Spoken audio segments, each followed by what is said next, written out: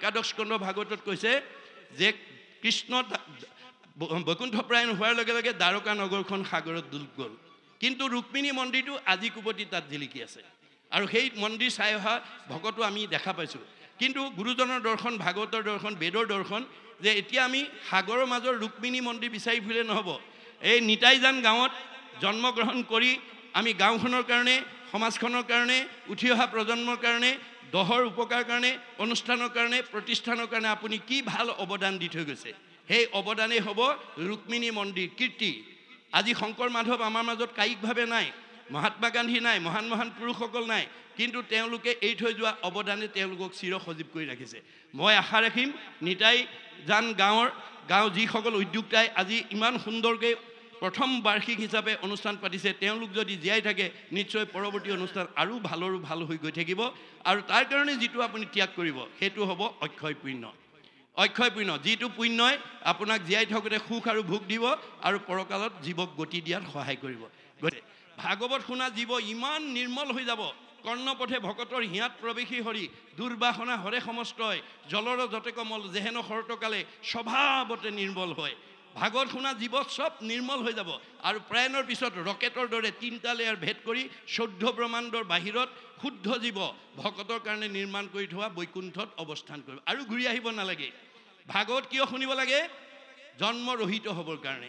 কিন্তু যিখনে ভাগৱত নুশুনে তেওঁলোকে 3টা লেয়াৰৰ ভিতৰত অহা যোৱা কৰি থাকিব লাগিব। পুনৰপি জনমম পুনৰপি মৰণম। এতিয়া গুৰুজনাই আমাক এই শুভাৰম্ভ কৰিবলৈ যোৱাৰ আগতে কি শিক্ষা দিছে এইখিনি পদৰ দ্বাৰা?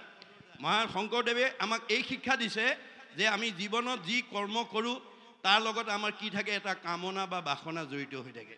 আমি ৰাতিপুৱা শুই উঠাৰ পৰা গধূলা শোৱালৈকে কৰা কৰ্মবিলাকৰ লগত আমাৰ কামনা আৰু বাসনা জড়িত হৈ থাকে। আৰু আমি ক'ৰবালৈ যাত্ৰা কৰি ওলাওঁতে যাত্ৰাৰ এটা লক্ষ্য বা উদ্দেশ্য থাকে।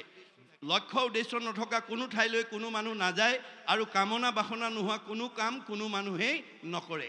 এতিয়া প্ৰশ্ন হ'ল যে আপোনাৰ কামনা বাসনা, যাত্ৰাৰ লক্ষ্য আৰু উদ্দেশ্য কোনে পূৰণ কৰিব? ভগৱানে কৈছে মই কৰিম, মই পূৰ্ণ কাম তোমালোক অকাম, মই স্বতন্ত্ৰ তোমালোক পৰতন্ত্ৰ। তোমালোকে বহুত দিনৰ পৰা ক'ৰবালৈ যাম বুলি ভাবি থাকিলেও নিৰ্দিষ্ট দিনা যাব নোৱাৰিবও পাৰা যদি মই যাব নিদিওঁ। খাম বুলি বাঢ়ি লোৱা ভাত কাঁহীও খাবলৈ নাপাব পাৰা যদি মই খাব নিদিওঁ। শুম বুলি পাৰি লোৱা বিচনাখনতো শুবলৈ নাপাব পাৰা যদি মই শুব নিদিওঁ। গতিকে মই স্বতন্ত্ৰ তোমালোক পৰতন্ত্ৰ আৰু তোমালোকৰ সকলো কামৰ মই পূৰ্ণ কাম তোমালোক অকাম। তোমালোকৰ মনৰ কামনা মই পূৰণ কৰিম। মই নিজেই মনৰ কামনা পূৰণ কৰিম বুলি কাৰোবাক অন্যায় অধৰ্ম কৰি ঠগ প্ৰবঞ্চনা কৰি সুখী আৰু ধনী হ'বলৈ কেতিয়াও তোমালোক আগবাঢ়ি নাযাবা। কাৰণ মোৰ কৃপা বিনে তোমালোকে নিজস্বভাৱে কোনো কৰ্ম কৰি জীৱনত সুখী হ'ব নোৱাৰিবা। আনক দুখ দিবলৈ গ'লে তুমি নিজেও দুখত ভুগিব লাগিব। গতিকে আমি কৰ্মফলহে ভুগিব লাগিব। না ভুক্তং ক্ষতে কৰ্ম কল্প কৌটিশতে অপি অৱশ্যমেব ভুক্তইবম কৃত কৰ্ম শুভাশুভম।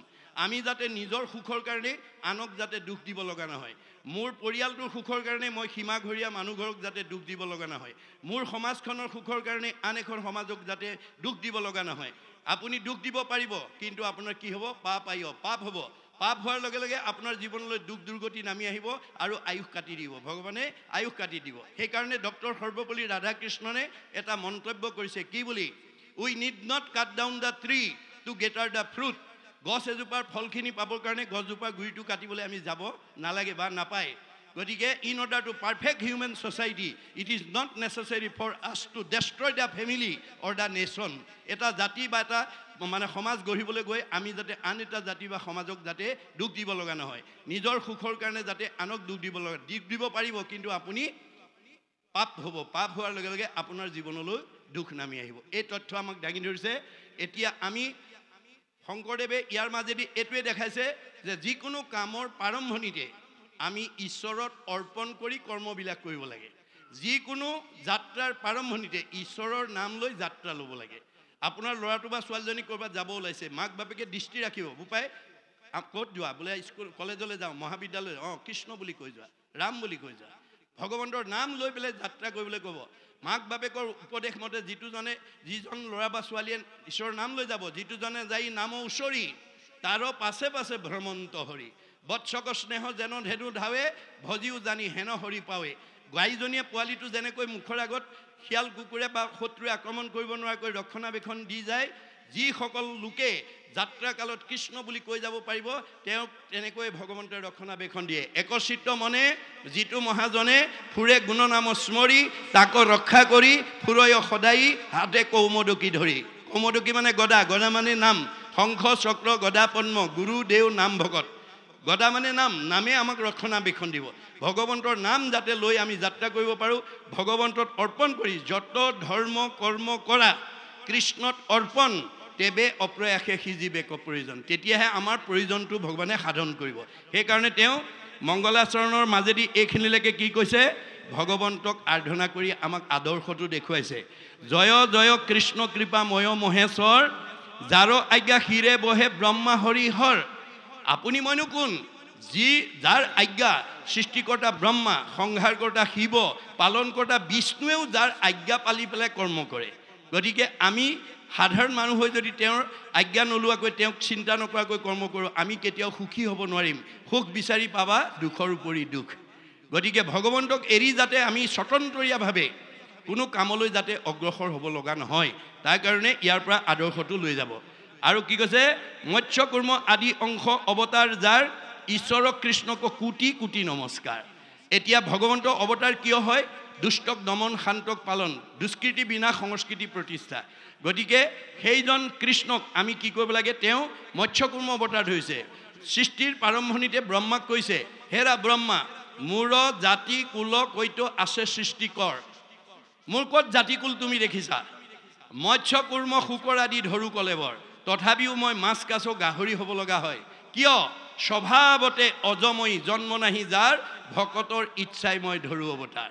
গতিকে মই ভকতৰ ইচ্ছা পূৰণৰ কাৰণে মই যদিও অজ ব্ৰহ্ম মোৰ জন্ম মৃত্যু নাই তথাপিও মই অৱতাৰ ধাৰণ কৰোঁ গতিকে আপোনালোকে সকলোৱে ভকত হ'বলৈ যত্ন কৰিব দেই ভকত মানে কাণত চেলেং গামোচা ল'লেই নহয় চেলেং গামোচা ভকত নহয় চেলেং গামোচা এটা জাতীয় সংস্কৃতি এটা জাতীয় পোচাকহে ভকত হ'বলৈ তিনিটা আখৰৰ গুণ আমাক লাগিব ভকত ভ আখৰে কি কৈছে ভ শব্দে ভগৱন্ত ভৱ বিমোচন ভজন ভক্তিত তুষ্ট হোৱন্ত সিজন চাৰিমুঠি জীৱৰ ভিতৰত যে আমি শ্ৰেষ্ঠ মানুহ জন্ম পালোঁ আমি ৰাতিপুৱা গধূলি ধূপ এডাল জ্বলাই প্ৰত্যেকে ঈশ্বৰৰ নাম এটা ল'বলৈ আমি যত্নপৰ হ'ব লাগিব মাক বাপেকে কোন ল'ৰা ছোৱালীক ভাল পায় যি ল'ৰা ছোৱালীয়ে মাক বাপেকক শ্ৰদ্ধা কৰে ভক্তি কৰে মৰম কৰে আদৰ কৰে সন্মান কৰে কথা শুনে হাক বচন মানে সেইটো সন্তান সকলো পিতৃ মাতৃৰ মৰমৰ কোনোবা পুত্ৰ হৈ যদি মাক বাপেকক শ্ৰদ্ধা নকৰে ভক্তি নকৰে মৰম নকৰে আদৰ নকৰে কথা নুশুনে হাক বচন নামানে সেইটো সন্তান যিমান সুন্দৰ নহওক তেওঁ কেতিয়াও মাক বাপেকৰ প্ৰিয় হ'ব নোৱাৰে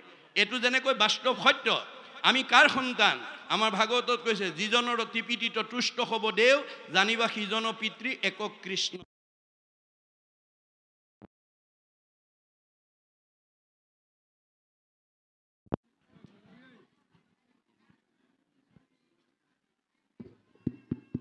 আমাৰ সকলোৰে পিতৃ কৃষ্ণ আমি সেই কৃষ্ণক কেনেকৈ পূজা কৰিব লাগে আমাৰ ভাগৱতে কৈছে সেই কৃষ্ণ পূজিবে দ্ৰব্য লাগে মাত্ৰ নাম তেওঁৰ নামেৰে পূজা কৰিব লাগে আৰু নাম কাৰোবাৰ ধাৰ কৰিব নালাগে হিয়াৰ মাজে নামৰ ভাণ্ডাৰ মুখে বাজ হয় আপোনাৰ ভাণ্ডাৰ কৰি থৈছে নাম হাজাৰ নাম আপোনাৰ হৃদয়ত আছে তাৰ পৰা এটা নাম যাতে আমি দৈনন্দিন জীৱনত ল'ব পাৰোঁ তাৰ কাৰণে আমি নিজেও সচেতন হ'ব লাগিব ল'ৰা ছোৱালীকো সেই আদৰ্শৰে অনুপ্ৰাণিত কৰিব লাগিব গতিকে সেই কৃষ্ণ পূজিবে দ্ৰব্য লাগে মাত্ৰ নাম তেবে নৰে লভে ধৰ্ম মুখ্য অৰ্থ কাম আমাৰ চতুৰ্বৰ্গ সাধন হৈ যাব আপুনি মানে কষ্ট কৰিব নালাগে মাত্ৰ ঈশ্বৰৰ নাম লোৱাৰ অভ্যাসটো আমি কৰিব লাগিব আমাৰ মানে ভগৱন্তৰ নামৰ ইমান মহিমা আছে যিটোৱে আমাক মুক্তি আৰু ভোগ সকলো দিয়ে আমাৰ বেদত কৈছে ৰাম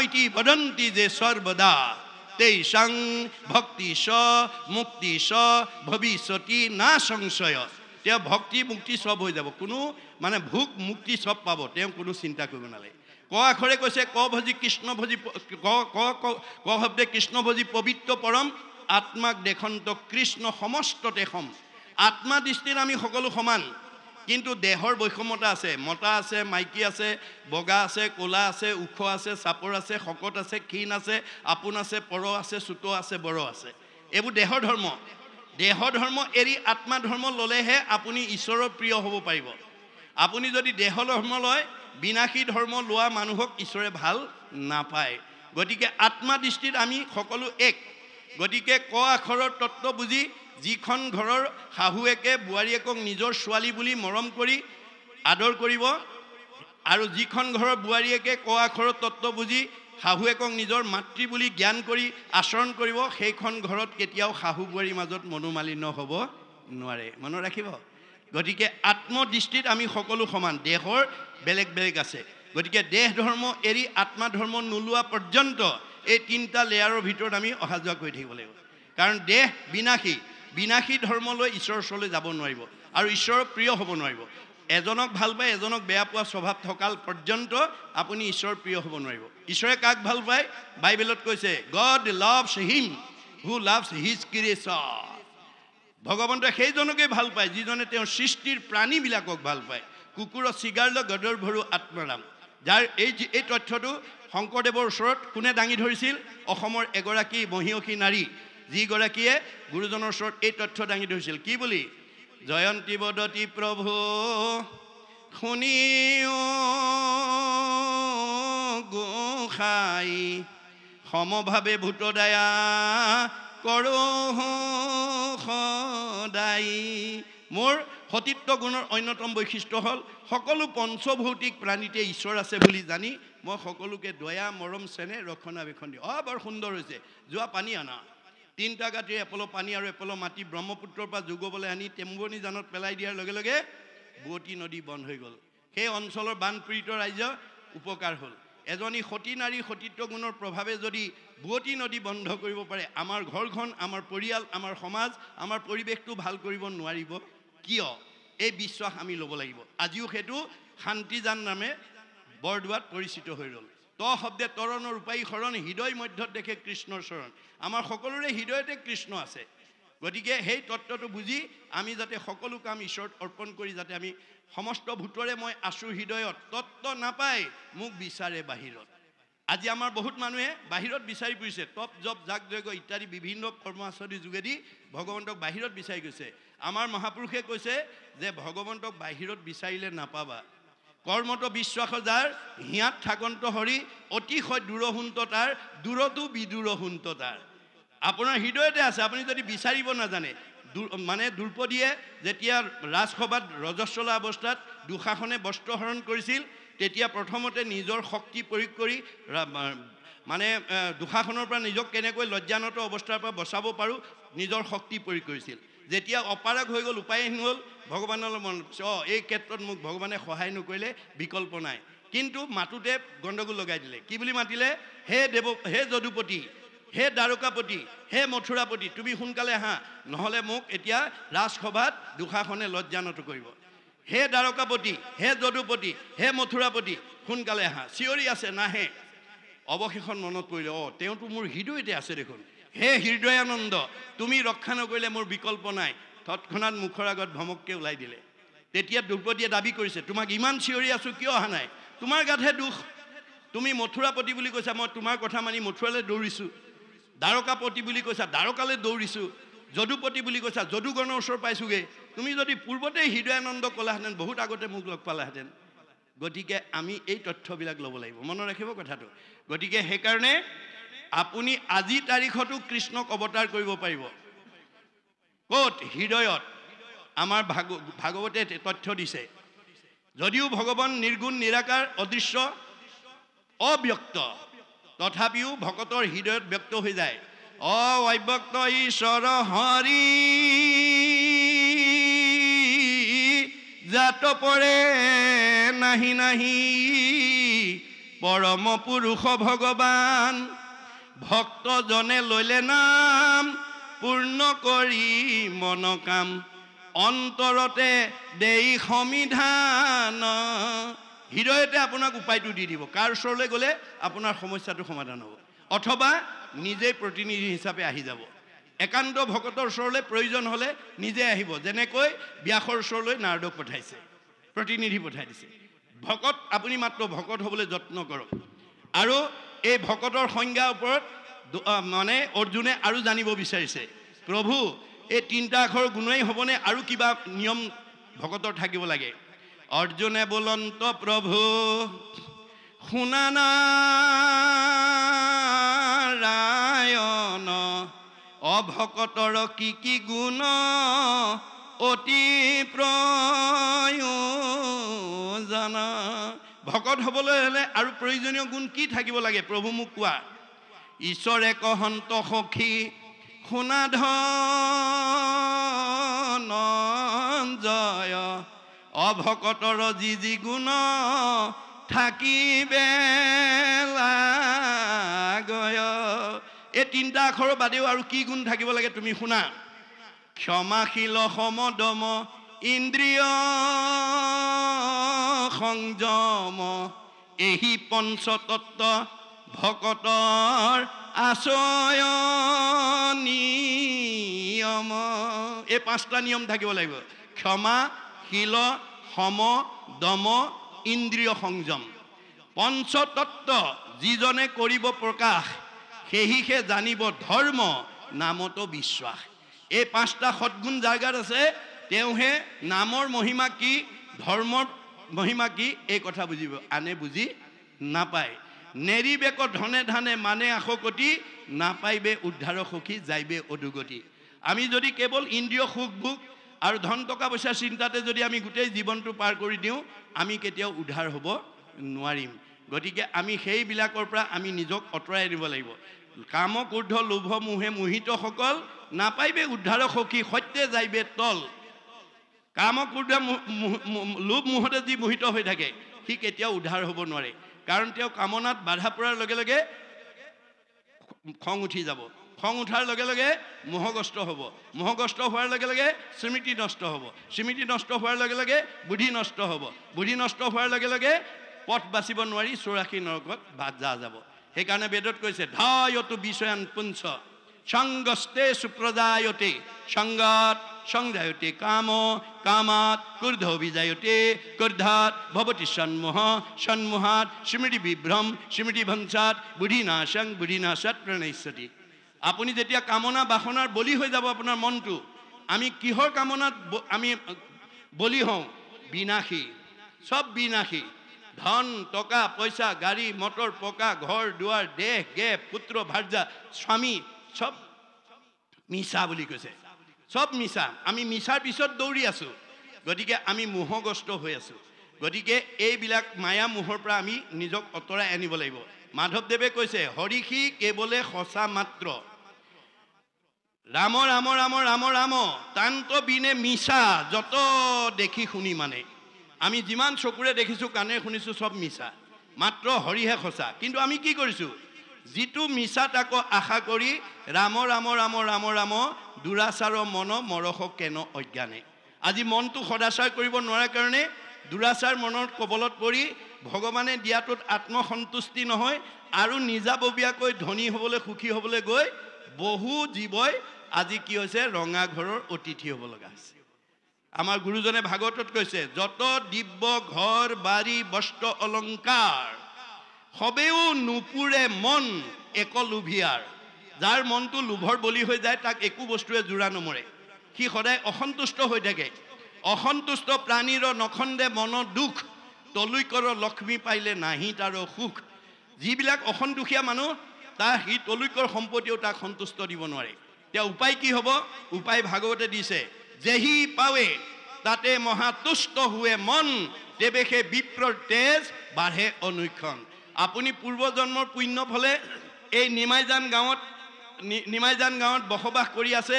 আপোনাক ভগৱানে য'ত ৰাখিছে যি কৰ্ম কৰি যি ফল দিছে তাতে ভক্তিৰ দ্বাৰা সন্তুষ্ট হৈ সুখে দুখে মুখে জনো চাৰে ৰাম নাম। তেতিয়া আপোনাৰ তেজ মানে শক্তি, তেজ মানে প্ৰভাৱ, তেজ মানে প্ৰতিভা, তেজ মানে চেহেৰা, তেজ মানে পৰমায়ুস বাঢ়ি যাব।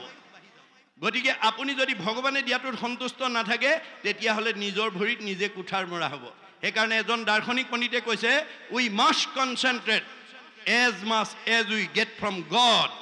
ভগৱানে যিটো দিছে তাতে আমি সন্তুষ্ট থাকিবলৈ শিকিব লাগে, তেতিয়া আপুনি বিপদত নপৰে। আজি ভাগৱতৰ এই দৰ্শন নজনাৰ কাৰণে বহুত কোৱালিফাইড মানুহ, বহুত উচ্চপদস্থ বিষয়ত চাকৰি কৰা মানুহে ভগৱানে দিয়াটোত সন্তুষ্ট নাথাকি নিজাববীয়াকৈ সুখী হ'বলৈ গৈ ৰঙা ঘৰৰ অতিথি হ'ব লগা হৈছে। কোনোবাই আকৌ চাকৰিৰ পৰা নিলম্বন হ'ব লগা হৈছে ইত্যাদি ইত্যাদি। ভাগৱত শুনা কোনো কোৱালিফাইড মানুহ, কোনো উচ্চপদস্থ বিষয়ত চাকৰি কৰা মানুহ মানে ৰঙা ঘৰৰ অতিথি হ'ব নালাগে। সেইকাৰণে সকলো মানুহেই ভাগৱত শুনিবলৈ আহিব লাগে। ভাগৱত নুশুনিলে আপোনাক ধন টকা পইচা জ্ঞান ঐশ্বৰ্য সম্পত্তিয়ে আপোনাক নিৰাপদ কৰি ৰাখিব নোৱাৰে। যদি পাৰিলেহেঁতেন সব ধনী মানুহবোৰ সদায় আনন্দত থাকিলেহেঁতেন, সব ধনী মানুহবিলাকৰ পৰিয়ালত কোনো বিশৃংখল নহ'লহেঁতেন, সব ধনীবিলাক শাৰীৰিকভাৱে কোনো অসুস্থতা নহ'লহেঁতেন। কিন্তু আমি যদি অন্তৰ্দৃষ্টিয়ে চাওঁ, বহুত ধনী মানুহৰ ধনে ধানে টকাই পইচাই গাড়ীয়ে মটৰে পকা ঘৰে দুৱাৰে চাকৰিয়ে ব্যৱসায় সব আছে, কিন্তু মুখত হাঁহি নাই, অন্তৰত শান্তি নাই। কিহে পালে বাৰু? সেই জীৱটোক কিহে পালে বাৰু? ভগৱানে কৈছে ৰীতে হথাং য়ৎ প্ৰতীয়েত ন প্ৰতীয়েত স আত্মানি তৎ অবিদ্যাত্মানো যথা ইয়াভাসো যথাতমঃ। মোৰ মায়াই পালে তাক মায়াই পাই পেলাই বিপথে লৈ গৈছে, ভক্তিৰ পৰা আঁতৰাই লৈ গৈছে। ভক্তিৰ পৰা আঁতৰি যোৱা কোনো মানুহে পাৰ্থিৱ ধন সম্পত্তিৰ দ্বাৰা স্থায়ী সুখৰ গৰাকী হ'ব নোৱাৰে। এই তথ্য দি আছে দেই। তাৰপিছত কৈছে যে নমো নমো মধু মূৰ ৰিপু মহাহৰি অন্তেজু উত্তম হুৱে জাক স্মৰি। গতিকে ভগৱন্তৰ নাম ল'লে অন্তেজ জানি উত্তম হ'ব, দুখীয়া মানুহ ধনী হ'ব আৰু দুষ্ট মানুহ শান্ত হৈ যাব। এয়াই নামৰ মহিমা। মানে ভগৱন্তৰ নামৰ ওপৰত আমাৰ কি লাগিব? বিশ্বাস লাগিব। আজি আমাৰ ভাগৱতৰ এই পদৰ ওপৰত আমাৰ বিশ্বাস লাগিব। বিশ্বাসে পাইবে তাংক তৰ্কে বহু দূৰ। মহাত্মা গান্ধীয়ে কৈছে religious beliefs are based on faith. ধৰ্ম দৰ্শনবিলাক বিশ্বাসৰ ওপৰত নিৰ্ভৰ কৰে। Religion is not really what is grasped by brain but by heart. ধৰ্ম দৰ্শন মগজে ঢুকি পোৱা বস্তু নহয়, কাৰোবাক দেখুৱাই দিয়াব পৰা বস্তু নহয়, ই অন্তৰৰ উপলব্ধিৰ বস্তু। উপলব্ধিয়ে সংস্কাৰ কৰিব। যাৰ উপলব্ধি নাই সি জেইছেথে, যেনেকুৱা আছে তেনেকৈ থাকিব। 10 বাৰ ভাগৱত পঢ়িলেও তাৰ কোনো সলনি নহ'ব। মনত ৰাখিব কথাটো। গতিকে আমাৰ ভগৱানে দিয়া প্ৰতিভাটো আমি উপলব্ধিৰ দ্বাৰা প্ৰয়োগ মানে প্ৰণালীবদ্ধ প্ৰয়োগৰ দ্বাৰা তাক বিজ্ঞানলৈ উত্তৰণ কৰিব লাগিব। আপোনালোকক প্ৰত্যেককে ভগৱানে কিবা নহয় কিবা এটা জ্ঞান দিছে, কিন্তু আমাৰ দাৰ্শনিক পণ্ডিতে কৈছে systematic knowledge is science, realise science is philosophy, realise philosophy is religion, religion is the highest sense of philosophy. প্ৰণালীবদ্ধ জ্ঞানক বিজ্ঞান বুলি কৈছে। বিজ্ঞানটোক যি উপলব্ধি কৰিব দৰ্শন, দৰ্শনটোক যি উপলব্ধি কৰিব ধৰ্ম, ধৰ্মতকৈ আৰু শ্ৰেষ্ঠ দৰ্শন পৃথিৱীত দ্বিতীয় নাই। শংকৰদেৱে এটা বাক্যত বুজাই দিছে, যতেক দেখা খোজ সমুদায় হস্তিৰ খোজত সবে লুকাই, এহিমতে যত বিশ্ব সমস্ত কৃষ্ণতে জানা সবে যাই অষ্ট। প্ৰকৃতি জগতত যিমানবিলাক জীৱ জন্তু আছে সকলো জন্তুৰ খোজ হাতীৰ খোজত লুকাই যায়। হাতীৰ খোজতকৈ আৰু ডাঙৰ খোজ কোনো জন্তুৰ নাই। এই পৃথিৱীত যিমান ডাঙৰ মানুহ আছে ৰাষ্ট্ৰপতিও কৃষ্ণতে বিলীন হ'ব লাগিব আৰু সাধাৰণ নাগৰিকো কৃষ্ণতে বিলীন হ'ব লাগিব। MLA মিনিষ্টাৰো কৃষ্ণতে বিলীন হ'ব লাগিব, ঠেলাওলা ৰিক্সাওলাও কৃষ্ণতে বিলীন হ'ব। নিমাইজান গাঁৱৰ ধনী মানুহজনো কৃষ্ণতে বিলীন হ'ব লাগিব, দুখীয়া মানুহজনো কৃষ্ণতে বিলীন হ'ব লাগিব। কৃষ্ণৰ ব্যতিৰেকে আৰু দ্বিতীয় বস্তু নাই।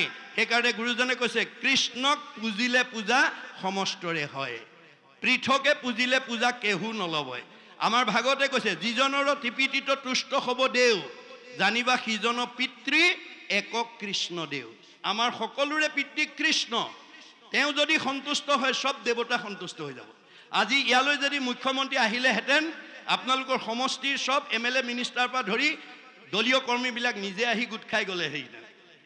কোনো চিঠি দি নামাতিলেও মুখ্যমন্ত্ৰী অহা গম পালে তেওঁৰ মানে আজ্ঞাবাহী যিখিনি মন্ত্ৰী মগৰ আছে সব নিজে আহিব।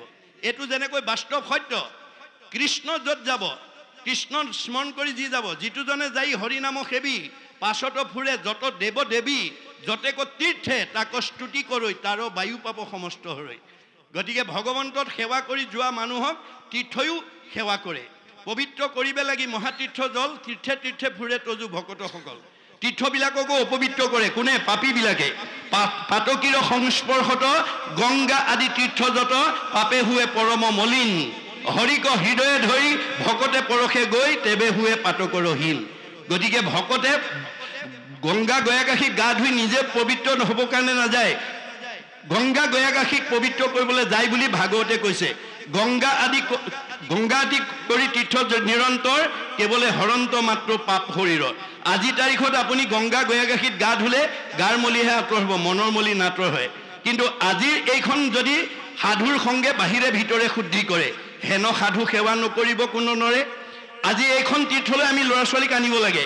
কৃষ্ণৰ পৰম নিৰ্মল উদাৰ কথাৰ দ্বৈত প্ৰকাশ, গংগা আদি কৰি যত তীৰ্থ আছে ততে সে কৰে নিবাস এইখন আজি সমস্ত তীৰ্থ আজি ইয়াত প্ৰবাহমান হৈ আছে 4 দিন ইয়াত প্ৰবাহমান হৈ থাকিব আৰু এয়াই হ'ব বৈকুণ্ঠ আৰু এয়াই হ'ব সত্ৰ গতিকে সব মানে নিষ্ঠা কৰি কহো শুনা সাৱধানে তুমি ভকত যি স্থানে থাকে সেই পুণ্যভূমি আজি আপোনালোকে এইখন 4 দিনীয়া পুণ্যভূমিৰ সৃষ্টি কৰিছে আৰু ভকত সমবেত হৈ যত ভগৱন্তৰ গুণ নাম শ্ৰৱণ কৰি কীৰ্তন কৰিব শ্ৰৱণ কীৰ্তন মোৰ কৰে যত্ৰ যত্ৰ দ্বিতীয় বৈকুণ্ঠ সিটো তাকে বোলে সত্ৰ এয়া আজি আমাৰ দ্বিতীয় বৈকুণ্ঠ এয়া সত্ৰ ভগৱানে কৈছে নহং তিষ্ঠামি বৈকুণ্ঠে যোগীনাং হৃদয়ে নশ মদ ভক্তা যত্ৰ গায়ন্তি তত্ৰ তিষ্ঠামি নাৰদ হে নাৰদ মোক বৈকুণ্ঠত বিচাৰি নাপাবা যোগীৰ হৃদয়ত মোক নাপাবা মোৰ ভকতে যত মোৰ গুণ নাম লয় মই তাতেই থাকো মোক তাতেই পাবা এটো কেৱল হিন্দু দৰ্শন নহয় বাইবেলত কৈছে হুৱেৰ টু অৰ মোৰ এছেম্বল যি ঠাইত দুজন বা তাতকৈ অধিক মানুহ গোট খায় ইন মাই নেম মোৰ নাম লয় আই এম দেয়াৰ মই তাতেই থাকো আজি ইয়াত ভগৱান ইয়াতে আছে আমাৰ উদ্বোধনী ভাষণত কৈছে প্ৰায়ণৰ পিছতো উদ্ধৱক কৈছে মই তোমাৰ লগত থাকিম ক'ত থাকিম তিৰুদ্ধায় প্ৰবিষ্টয়ম শ্ৰীমদ ভাগৱতনৰ্বম তে নয় বাংময় মূৰ্তি প্ৰত্যক্ষ বৰ্ততে হৰৈ শ্ৰৱণাত সেৱনাত দৰ্শনাত পাঠাত পাপনাশনী উদ্ধৱ কৈছে মই প্ৰায়ণৰ পিছত তোমাৰ মাজত থাকিম ক'ত থাকিম ভাগৱতত থাকিম কেনেকৈ শব্দ ব্ৰহ্ম ৱৰ্ড ইজ গড শব্দই ব্ৰহ্ম শব্দ ঈশ্বৰ গতিকে সেই শব্দ ব্ৰহ্ম বাক্য ব্ৰহ্ম ৰূপে ভগৱন্ত ইয়াত অন্তৰ্নিহিত হৈ থাকিব আৰু এই ভাগৱত যি সেৱা কৰিব যি দৰ্শন কৰিব যি শ্ৰৱণ কৰিব যি কীৰ্তন কৰিব তাৰ সকলো পাপ নাইকিয়া কৰি দিব পাপ কি বস্তু পাপ আমি কাৰোবাক দেখুৱাই দিব পাৰিব নেকি নাই দাৰ্শনিকৰ অভিমত কুবুদ্ধি অসৎ চিন্তা অসৎ ভাৱনা অসৎ পৰিকল্পনা কুসংস্কাৰ অন্ধবিশ্বাস মনৰ সংকীৰ্ণতা কুপৰম্পৰা এইবিলাকেই পাপ এই ভাৱবিলাক যাতে আমাৰ অন্তৰত প্ৰভাৱ পেলাব নোৱাৰে পৰম্পৰা ধৰ্ম নহয় পৰম্পৰা এটা সময়ত মানি চলা নিয়ম আমি বুৰঞ্জী পঢ়াসকলে পাইছে যি সময়ত সভ্যতাৰ বিকাশ হোৱা নাছিল যি সময়ত মানুহে ঘৰ বনাব নাজানিছিল সেই সময়ত আমাৰ উপৰি পুৰুষসকল গছ মানে পৰ্বতৰ গুহাত বাস কৰিছিল যি সময়ত মানুহে কাপোৰ বব নাজানিছিল সেই সময়ত আমাৰ উপৰি পুৰুষসকলে গছৰ বাকলি পিন্ধিছিল যি সময়ত জুইৰ ব্যৱহাৰ নাজানিছিল সেই সময়ত আমাৰ উপৰি পুৰুষসকলে কেঁচা মঙহ খাইছিল যি সময়ত আজিৰ দৰে পানী ফিল্টাৰ নাছিল সেই সময়ত মানুহে নদী পুখুৰী পানী খাইছিলে আজি খাব নেকি বাৰু আজি খাব নেকি নাখায় কাৰণ পৰম্পৰা গতিশীল সময় গতিশীল যুগ গতিশীল সভ্যতা গতিশীল জীৱন গতিশীল সুখ দুখ গতিশীল জগত গতিশীল ধৰ্ম গতিশীল পৰম্পৰাও গতিশীল শংকৰদেৱে কৈছে সব পৰম্পৰা এৰিবও নালাগে সব পৰম্পৰা ধৰি থাকিবও নালাগে যিবিলাক পৰম্পৰাত বাস্তৱতা আছে শাস্ত্ৰসন্মত দিশ আছে দৰ্শন আছে আৰু বিজ্ঞান আছে এই 4টা বস্তু যিটো পৰম্পৰাত আছে সেইটো শাশ্বত মানুহ জাতি থকালৈকে পৃথিৱী থকালৈকে সেই পৰম্পৰা আমি মানি চলিব লাগিব কিন্তু যিবিলাক পৰম্পৰাত এইকেইটা বস্তু নাই সেইবোৰ আমি এৰিব লাগিব গতিকে এৰা ধৰাৰ মাজেদি আমি আগবাঢ়ি যাব লাগিব গতিকে আমি বেয়া এৰি ভাল ল'বৰ কাৰণে ভাগৱত শুনিবলৈ আহিব লাগে ভাগৱত শুনিবলৈ কিয় আহিব লাগে যে আমাৰ বেয়াবিলাক এৰি ভালটো ল'বৰ কাৰণে বেয়া এৰি ভাল লোৱাটোৱে বৈজ্ঞানিক দৃষ্টিভংগী আমি বৈজ্ঞানিক দৃষ্টিভংগীৰে যেতিয়ালৈকে ভাগৱত শুনি আমাৰ জীৱনৰ পথ প্ৰদৰ্শক ভাগৱত গতিকে ভাগৱত নুশুনা যিমান কোৱালিফাইড মানুহ হওক তেওঁ কেতিয়াও শুদ্ধ পথে যাব নোৱাৰিব তেওঁ কেতিয়াও বাঞ্ছিত ফল ভগৱন্তৰ পৰা আদায় কৰিব নোৱাৰিব কাৰণ তেওঁ নিয়মেই নাজানে নিয়ম নজনা শিক্ষাই আমাক কেতিয়াও মানৱ সম্পদ হিচাপে গঢ়ি তুলিব নোৱাৰে যাৰ কাৰণে প্ৰাচাত্য শিক্ষাবিদ ৰাইবানে কৈছে for all round development of student religious education is essential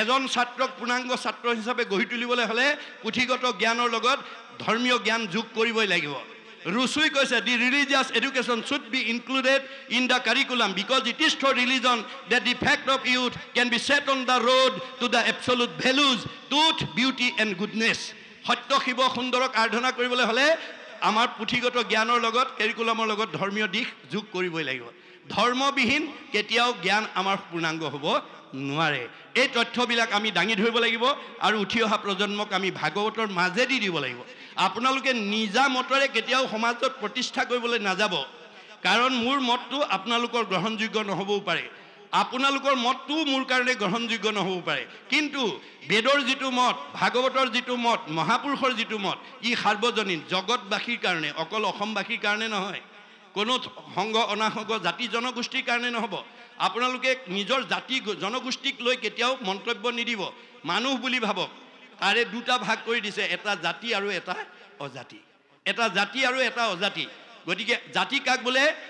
হৰিক ভজয় যিটো তাকে বোলে জাতি, কৃষ্ণত বিমুখ যিটো সেহিহে অজাতি। শংকৰদেৱে জাতি সৃষ্টি কৰিছে, সকলো জনগোষ্ঠীৰ পৰা ভকতক সংস্কাৰ কৰি লৈ আহিছে। কেনেকৈ? এটা এটা ভগৱানৰ হাজাৰটা নামৰ পৰা এটা এটা নাম দি পেলাই সৃষ্টি কৰিছে। এয়া ভকতসকল, এয়া সমাজৰ জ্যেষ্ঠ মানৱ, এয়া মই গাৰুৰ ভকত আনিছোঁ দেই, তোমালোকে এওঁক আজিৰ পৰা গাৰু বুলি ঘৃণা নকৰিবা, এওঁ ঈশ্বৰৰ অমৃতৰ সন্তান, এওঁক তোমালোকে আজিৰ পৰা গোবিন্দ আঁতৰি বুলিবা। এয়া মই নগাৰ ভকত আনিছোঁ, এওঁক আজিৰ পৰা তোমালোকে নৰোত্তম আঁতৰি বুলিবা। এয়া মই যৱনৰ ভকত আনিছোঁ, এওঁক আজিৰ পৰা তোমালোকে জয় হৰি আঁতৰি বুলিবা। এয়া মই কাৰ্বিৰ ভকত আনিছোঁ, এওঁক আজিৰ পৰা তোমালোকে ভোলাই আঁতৰি বুলিবা। এয়া মই জয়ন্তীয়াৰ ভকত আনিছোঁ, এওঁক আজিৰ পৰা তোমালোকে মাধৱ আঁতৰি বুলিবা। এয়া মই হীৰাৰ ভকত আনিছোঁ, এওঁক আজিৰ পৰা তোমালোকে মথুৰা দাস আঁতৰি বুলিবা। এয়া মই আহোমৰ ভকত আনিছোঁ, এওঁক আজিৰ পৰা তোমালোকে নৰহৰি আঁতৰি বুলিবা। এয়া মই কছাৰীৰ ভকত আনিছোঁ, এওঁক আজিৰ পৰা তোমালোকে বলাই ৰমাই বুলিবা। এয়া মই মিচিঙৰ ভকত আনিছোঁ, এওঁক আজিৰ পৰা তোমালোকে পৰমানন্দ আঁতৰি বুলিবা। এয়া মই দেউৰীৰ ভকত আনিছোঁ, এওঁক আজিৰ পৰা তোমালোকে বৈকুণ্ঠ আঁতৰি বুলিবা। এয়া মই কৈৱৰ্তৰ ভকত আনিছোঁ, এওঁক আজিৰ পৰা তোমালোকে পূৰ্ণানন্দ আঁতৰি বুলিবা। এয়া মই বনিয়াৰ ভকত আনিছোঁ, এওঁক আজিৰ পৰা তোমালোকে হৰিদাস আঁতৰি বুলিবা। এয়া মই কোচৰ ভকত আনিছোঁ, এওঁক আজিৰ পৰা তোমালোকে মুৰাৰী আঁতৰি বুলিবা। এয়া মই কলিতাৰ ভকত আনিছোঁ, এওঁক আজিৰ পৰা তোমালোকে গোপাল আঁতৰি বুলিবা। এয়া মই ভুটীয়াৰ ভকত আনিছোঁ, এওঁক আজিৰ পৰা দামোদৰ আঁতৰি বুলিবা। এয়া মই নাপিতৰ ভকত আনিছোঁ, এওঁক আজিৰ পৰা নাৰায়ণ ঠাকুৰাতা বুলিবা। এয়া মই তিৱাৰ ভকত আনিছোঁ, এওঁক আজিৰ পৰা তোমালোকে সুদাম আঁতৰি বুলিবা। এয়া মই কায়স্থৰ ভকত আনিছোঁ, এওঁক আজিৰ পৰা তোমালোকে সতাই আঁতৰি বুলিবা। এয়া মই মুছলমানৰ ভকত আনিছোঁ, এওঁক আজিৰ পৰা তোমালোকে শ্যাম কাই আঁতৰি বুলিবা। তাৰ পৰা অপ্ৰভংশ হৈ চান্দখাই হৈছে। এয়া মই ব্ৰাহ্মণৰ ভকত আনিছোঁ, এওঁক আজিৰ পৰা তোমালোকে অনন্ত কণ্ডলী সাৰ্বভৌম ভট্টাচাৰ্য বুলিবা। এই ধৰণে সকলো জাতি জনগোষ্ঠীৰ পৰা ভকতক সংস্কাৰ কৰি আনি এটা জাতি সৃষ্টি কৰি ঘোষণা দি থৈ গৈছে। কি বুলি? হৰিক ভজয় যিটো তাকে বোলে জাতি, কৃষ্ণত বিমুখ যিটো সেহিহে অজাতি। মানুহৰ দুটা ভাগ, ঈশ্বৰক ভজিলে যি জনগোষ্ঠীতে নাথাকক, ঈশ্বৰক ভজিলে জাতি আৰু ঈশ্বৰক নভজিলে অজাতি। এইটো অকল আমাৰ হেৰিয়াই নহয়, চৈতন্যপন্থীয়ে কৈছে, মুচিও খুচি হয় যদি হৰিক ভজে, খুচিও মুচি হয় যদি হৰিক তেজে। গতিকে আমাৰ ভজনাৰ ওপৰতহে জাতি নিৰ্ণয় কৰিছে। আৰু জাতিবিলাক জানিবৰ কাৰণে, দেহবিলাক চিনি পাবৰ কাৰণে সৃষ্টি কৰিছে। দেহবিলাকৰ নাম এটা এটা আছে, এইটো কুকুৰ, এইটো মেকুৰী, এইটো গাহৰি, এইটো ছাগলী, এইটো বাঘ, এইটো সিংহ, এজন মতা মানুহ, এগৰাকী মাইকী মানুহ, প্ৰত্যেকৰে আমাৰ নাম এটা এটা দি থৈছে। প্ৰত্যেকৰে আমাৰ দেহটোৰ নাম এটা এটা আছে। নামটো কিয় দিছে? আমি ইজনে সিজনক চিনি পাবৰ কাৰণে নামটো দিছে। সেইকাৰণে দাৰ্শনিক পণ্ডিতে কৈছে, a name is a kind of face whereby one is known. আমাৰ নামটো কেৱল ইজনে সিজনক চিনি পাবৰ কাৰণে দিছে। নামটো আত্মা নহয়, দেহটো আত্মা নহয়। যিদিনাখন আমাৰ দেহৰ পৰা নামধাৰী দেহটোৰ পৰা আত্মা ওলাই যাব, এই 24 তত্বৰ দেহটো কাষ্ঠ যেন থাকিবেকো মাটিত পৰিয়া। হেন দেহ আপোনাৰো বোলাকি লাগিয়া। আজি আমি দেহক লৈ গৌৰৱ কৰি আছোঁ, চিৰিক লৈ গৌৰৱ কৰিছোঁ, ধনক লৈ গৌৰৱ কৰিছোঁ, সম্পদক লৈ গৌৰৱ কৰিছোঁ, কিন্তু আমি একো নিব নোৱাৰোঁ। গুৰুজনে কৈছে, তুমি যিমান টকা পইচা, গাড়ী মটৰ, পকা ঘৰ দুৱাৰ বনালা, যাবৰ সময়ত এইবোৰ একো নিব নোৱাৰা। দুটা বস্তুহে নিব লাগিব, পুত্ৰ ভাৰ্যা ঐশ্বৰ্য থাকিব ঐতে পৰি, পাপ পুণ্য দুই যাব লগত সত্তৰি। আজিৰ দৰে ঈশ্বৰৰ কথা শুনি কিমান পুণ্য অৰ্জন কৰিলে, আৰু এনেধৰণৰ অনুষ্ঠান প্ৰতিষ্ঠান পাতি দহৰ উপকাৰৰ কাৰণে আপুনি কিমান আত্মনিয়োগ কৰিলে, সেই পুণ্যটোহে আপোনাৰ লগত যাব। গতিকে পাৰ্থিৱ ধন টকা পইচা ইয়াতে এৰি থৈ যাব। গতিকে যিবোৰ ধন নিব নোৱাৰোঁ, তাক লৈ যাতে আমি গৌৰৱ কৰিব লগা নহয়, তাক লৈ পেলাই যাতে আমি আত্মনিয়োগ কৰি থাকিব লগা নহয়। গতিকে আমাৰ জীৱনশৈলী কেনেকুৱা হ'ব লাগিব? পদুম ফুলৰ সদৃশ। মনত ৰাখিব, কাছৰ সদৃশ। আমাৰ বেদে কৈছে যে ধ্যায়তু কৈছে ব্ৰহ্মণা ধ্যায় কৰ্মাণি সংগং ত্যক্তে কৰোতি যশ লিপ্ততে নশ পাশুন পদ্মপত্ৰম মিম্মাম ভাস। পদুম ফুল পানীতে জন্ম হয়, বোকাতে জন্ম হয়, কিন্তু বোকা পানীয়ে পদুম ফুলক কোনোদিন লিপ্ত কৰি ৰাখিব নোৱাৰে। বোকা পানীৰ পৰা নিলিপ্ত হৈ থাকে।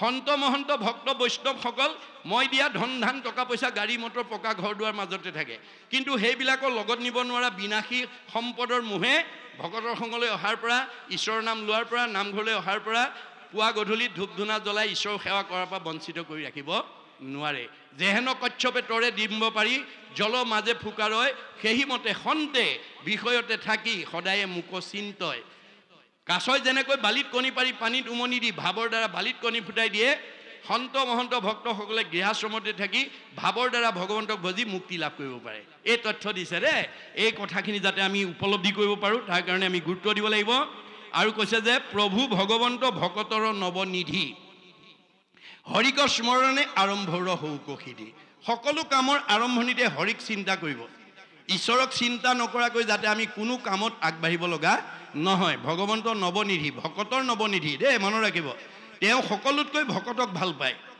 যাবৰ সময়ত উদ্ধৱক কৈছে ব্ৰহ্মা হৰ হলায়ুধ লক্ষ্মী প্ৰিয় জায়া হে উদ্ধৱ মই ব্ৰহ্মাকো ভাল পাওঁ দাদা বলভদ্ৰকো ভাল পাওঁ শিৱকো ভাল পাওঁ এওঁলোক তিনিজনতকৈ মোৰ ভাৰ্যা লক্ষীক মই বেছি ভাল পাওঁ লক্ষীতকৈও পৰম সুন্দৰ মোৰ দেখা ইটো কায়া মই নিজৰ ভাৰ্যাজনীতকৈ মোৰ নিজৰ দেহটো ভাল পাওঁ আৰু নিজৰ দেহটোতকৈও সবাতো অধিক তুমি মোৰ প্ৰিয়তম নাহি আন বান্ধৱ উদ্ধৱ তুমি হম মোৰ নিজৰ দেহটোতকৈ মই তোমাক ভাল পাওঁ আমি ভগৱন্তক ভাল পাওঁ ভগৱন্তই ভকতক ভাল পায় সেই ভকতে যদি আপোনালোকৰ ল'ৰা ছোৱালীক আশীৰ্বাদ দিয়ে ঈশ্বৰে কৃপা কৰিব নকৰে শেষ দশমত কৈছে সজনৰ আশীৰ্বাদে মিলে কৃষ্ণৰ প্ৰসাদ আজি আপোনাৰ ল'ৰা ছোৱালীকেইটা পঢ়া শুনাত ভাল হ'বৰ কাৰণে পৰীক্ষা ভাল হ'বৰ কাৰণে আয়ুস বৃদ্ধি হ'বৰ কাৰণে ঘৰখনত মংগল হ'বৰ কাৰণে বৈকুণ্ঠপতি কৃষ্ণ আহি কাৰো ঘৰত নকয় সেই আয়ুষ্মান ভৱ পঢ়া শুনাত ভাল হ'ব ঘৰখন মংগল হ'ব কোনে ক'ব হৰিৰ মূৰ্তিক হৰি ভক্তক দেখিবা শক্তি অনুৰূপে তাৰ প্ৰীতি আচৰিবা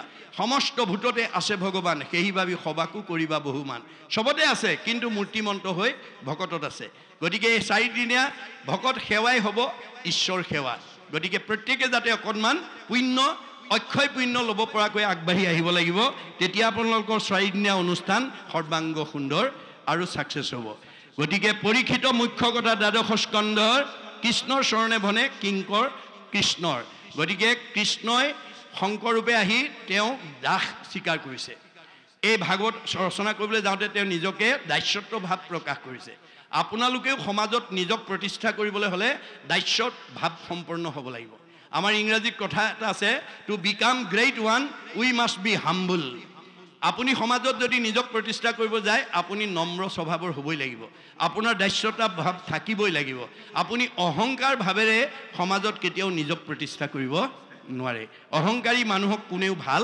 নাপায় এই তথ্য আমাক দিছে পৰীক্ষিত মুখ্য কথা দ্বাদশ স্কন্ধৰ কৃষ্ণৰ চৰণে ভনে কিংকৰ কৃষ্ণৰ প্ৰথম স্কন্ধৰ পৰা দ্বাদশ পৰ্যন্তই কৰিলা ৰাজাত মহা মুনিন্দ মহন্তে গতিকে প্ৰথম স্কন্ধৰ পৰা দ্বাদশ স্কন্ধ ভাগৱত শুকে পৰীক্ষিতক শুনালেই সংক্ষেপ কৰিয়া উধাৰিয়া তাৰ সাৰ শংকৰে ৰচিলা কৃষ্ণ চৰিত্ৰ পয়াৰ এই দ্বাদশ স্কন্ধ ভাগৱতৰ মানে শুকে পৰীক্ষিতক কোৱা ভাগৱতৰ এটা সংক্ষিপ্ত দিশে আনি এই ভাগৱতত সন্নিৱিষ্ট কৰিছোঁ বুলি মহাপুৰুষ গুৰুজনে আমাক জনাইছে ইয়াৰ পিছৰ পদে কি ক'ব আমি আকৌ পদবন্ধে আলোচনা কৰিম বাহক কৃষ্ণ